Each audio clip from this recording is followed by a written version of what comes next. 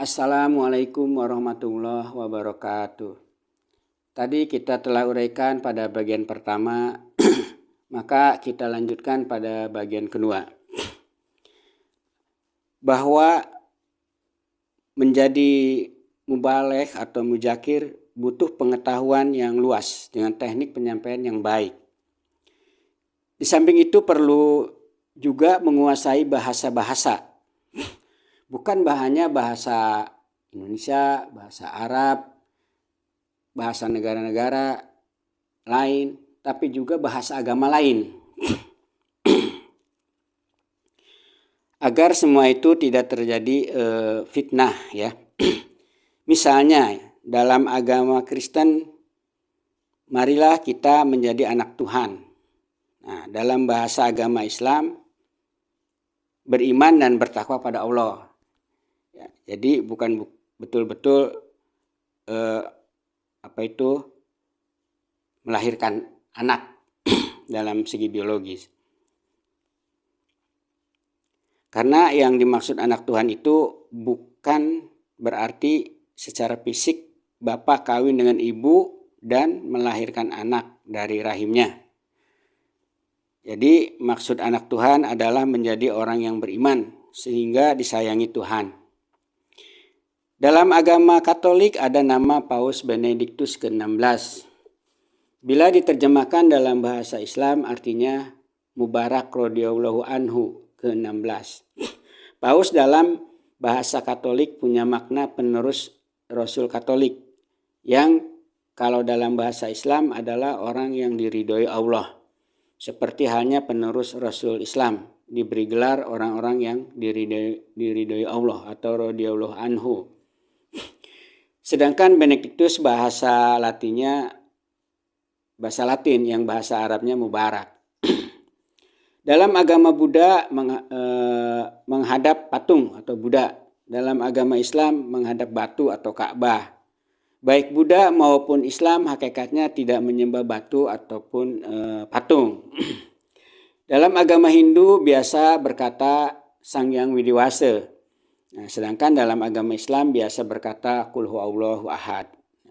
Pada dasarnya Nabi kita memahami apa yang dipahami oleh agama lain. Sementara sekarang ini banyak pewaris Nabi atau para khatib yang tidak memahami apa yang dipahami oleh agama lain. Bila tidak memahami bahasa agama lain, dapat dipastikan penerimaan makna atau persepsi tentang pandangan atau perspektifnya agama lain akan salah paham. Salah paham artinya misunderstanding. Bahkan gagal paham, understanding value.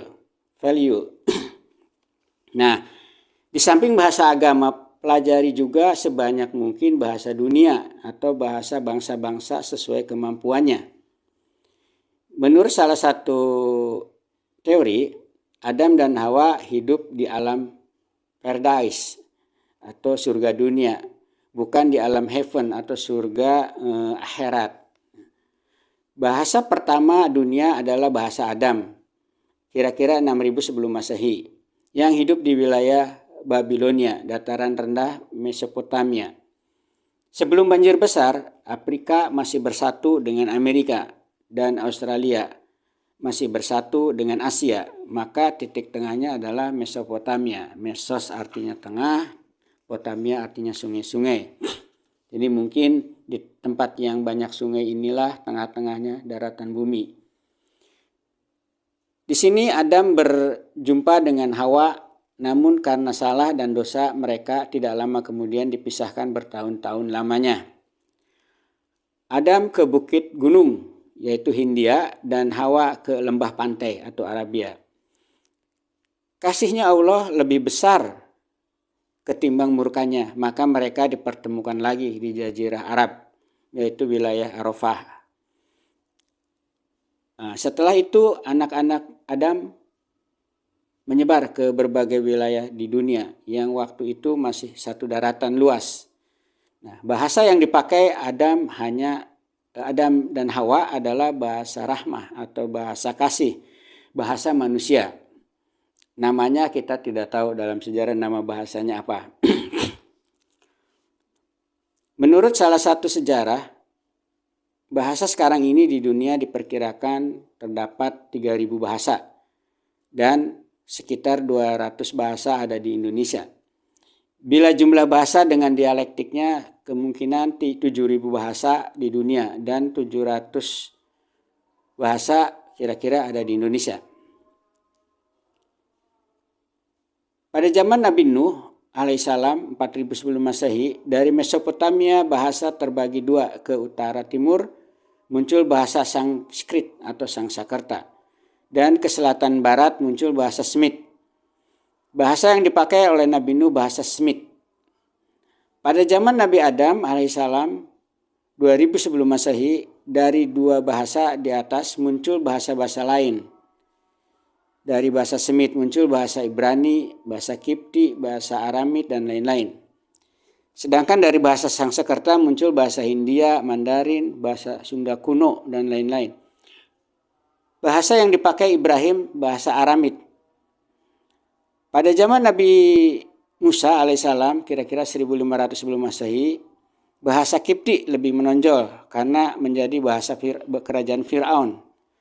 Musa pandai berbahasa Kipti karena bapak ibu angkatnya berbahasa Kipti, dan kaku berbahasa Ibrahim. Sedangkan umatnya kaku berbahasa Ibrani, sedangkan umatnya berbahasa Ibrani. Sehingga kakak kandungnya Nabi Harun alaihissalam ditunjuk sebagai penerjemahnya. Pada zaman Nabi Isa alaihissalam di timur bahasa Sunda kuno terpecah dan punah. Di antaranya menjadi bahasa Sunda Baru, Jawa, Melayu, dan lain-lain. Sedangkan di barat bahasa Aramid terpecah dan punah. Di antaranya menjadi bahasa Aramid Baru, Suryani, dan Arab. Bahasa yang dipakai Isa lebih sering berbahasa Suryani, walaupun beliau juga bisa berbahasa Aramid Baru dan Yunani. Pada zaman Nabi Muhammad SAW 500 Masehi, bahasa Arab sudah menjadi bahasa modern saat itu, sehingga banyak para penyair, penulis, filosof, ahli kitab yang hidup pada masa itu menguasai bahasa Arab. Nah, bahasa Arab menjadi bahasa yang luas dengan dialek yang berbeda-beda, dan beliau sehari-hari berbicara bahasa Arab dengan dialek Quraisy, Nabi Muhammad SAW.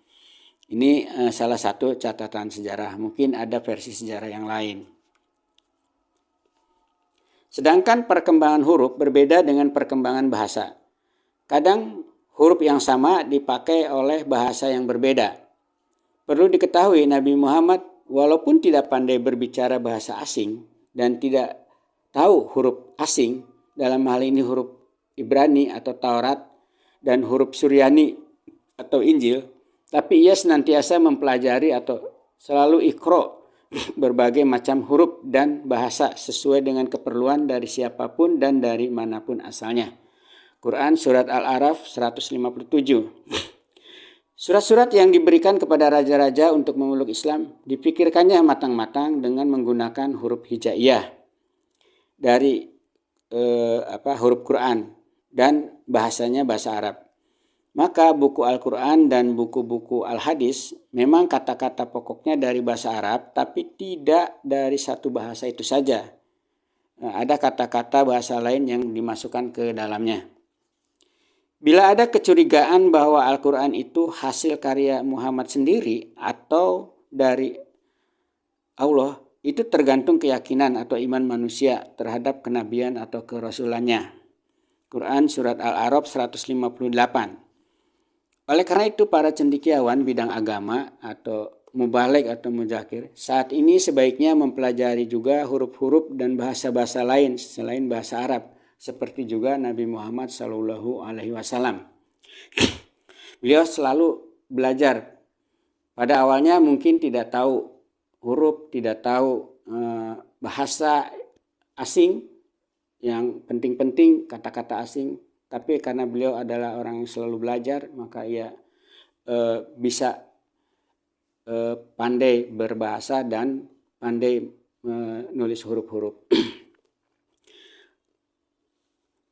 Ada lagi agar kita paham apa yang ada dalam sejarah masa lalu ya. Sederhana tapi penting adalah mempelajari Islam terutama dalam menyampaikan hadis Nabi adalah menyimak kondisi lingkungan, suasana psikologis, gerak-gerik atau gestur manusia yang terjadi pada zaman Nabi Muhammad. Dalam bahasa seni disebut drama atau adegannya atau skenarionya.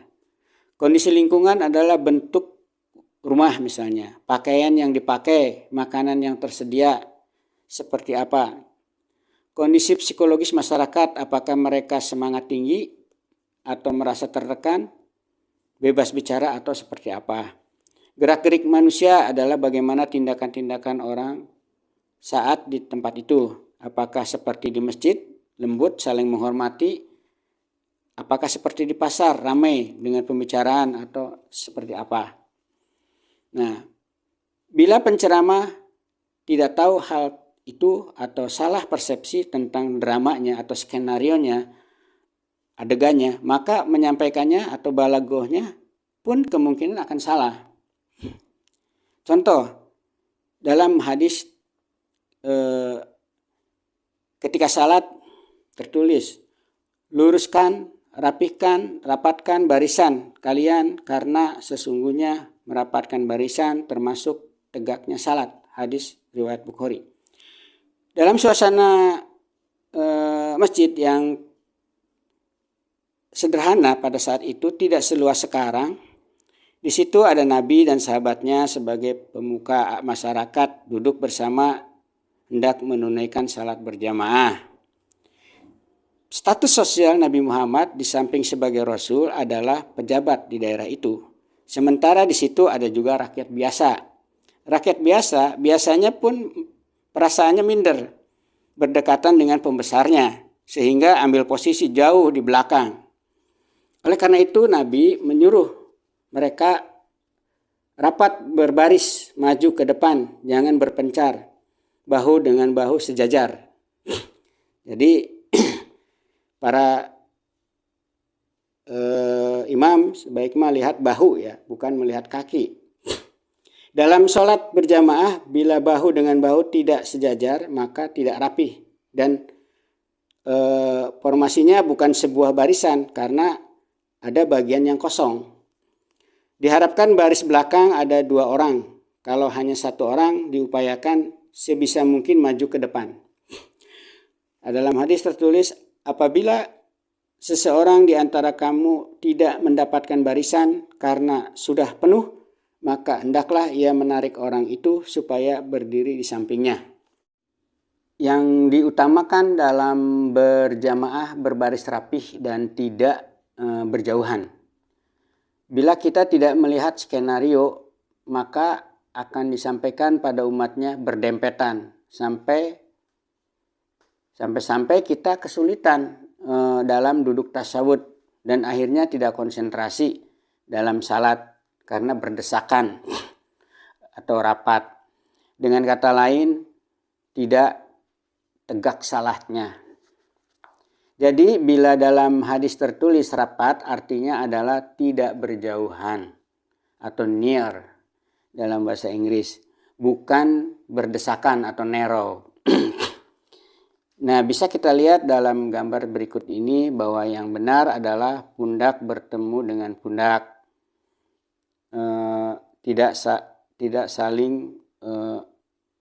Tidak bertemu antara pundak dengan pundak.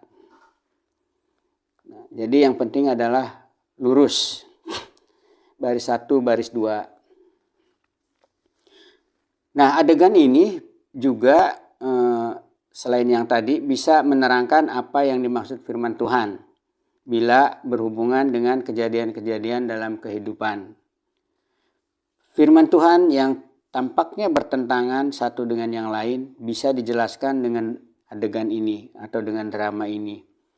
Terkadang orang salah persepsi, ada banyak kejadian yang seolah-olah Quran bersifat menghasut umat beragama Islam untuk mencurigai atau membenci umat agama lain. Seperti yang tertulis dalam surat Al-Baqarah 121 dan 120 dan 121. Orang-orang Yahudi dan Nasrani tidak akan senang kepadamu hingga kamu mengikuti agama mereka. Katakanlah, sesungguhnya petunjuk Allah, petunjuk yang sebenarnya. Dan sesungguhnya jika kamu mengikuti kemauan mereka, setelah pengetahuan yang sebenarnya datang, maka Allah tidak lagi menjadi pelindung dan penolongmu. Al-Baqarah 120. Orang-orang yang telah kami beri kitab kepadanya, mereka membacanya dengan bacaan yang sebenarnya. Mereka itu beriman kepadanya. Dan barang siapa yang ingkar kepadanya, maka mereka itulah orang-orang yang rugi. Al-Baqarah 121. Nah, kedua ayat tersebut di atas adalah satu konsep baik dan buruknya tanggapan masyarakat terhadap dakwah Nabi Muhammad SAW. Tapi sering dipisahkan dan salah satunya Al-Baqarah 120 dipakai oleh golongan tertentu untuk menghasut umat Islam agar membenci umat lain. Perlu diketahui, Quran adalah kitab suci, tidak mungkin bersifat menghasut. Kalau bersifat menghasut bukan kitab suci namanya. Yang ada adalah memaparkan kejadian-kejadian dalam kehidupan. Ada orang yang sifatnya baik dan ada yang buruk dari berbagai agama. Misalnya dari agama Nasrani, agama Yahudi, dan agama Islam itu sendiri. Yang buruk adalah yang tidak suka dengan ayat-ayat Tuhan dari Nabi Muhammad yang sebetulnya petunjuk buat mereka juga. Nah, ini yang ditulis dalam Al-Baqarah 120. Nah, yang baik adalah yang tidak mengubah ayat-ayat Tuhan yang telah disampaikan pada mereka sebelumnya. Nah, ini yang ditulis Al-Baqarah 121. Jadi dari berbagai bangsa, dari berbagai suku, dari berbagai golongan pada masa itu, termasuk yang baik, yang buruk di kalangan umat Islam. Umat Islam yang bertabiat buruk dalam Al-Quran biasa disebut munafik. Di satu sisi menganut Islam, ikut agama Nabi, tapi di sisi lain tidak ikut perjuangan Nabi. Misalnya Nabi memperjuangkan toleransi sesama orang beragama atau sesama orang yang beriman pada Allah supaya tidak terjadi percekcokan yang berakhir dengan kekacauan. Karena selama ini yang membuat kekacauan adalah di antaranya tidak adanya toleransi. Quran surat Al-Baqarah 113. Tapi diabaikan begitu saja oleh orang munafik karena mereka hatinya belum beriman. Masih mempunyai sifat buruk, rasa takut tersaingi, rasa iri dengki, rasa membenci kepada umat lain. Tertulis surat Al-Baqarah 62. Jadi kita harus juga mempelajari tempat-tempat kejadian dan suasana ketika ayat Allah itu turun. Apakah dalam keadaan sedang hening, sedang diskusi, suasana perdebatan, atau suasana perang, agar kita dapat memetik hikmah dari ayat-ayat Al-Quran. Nah, demikian bagian kedua, nanti kita lanjut pada bagian ketiga. Wassalamualaikum warahmatullahi wabarakatuh.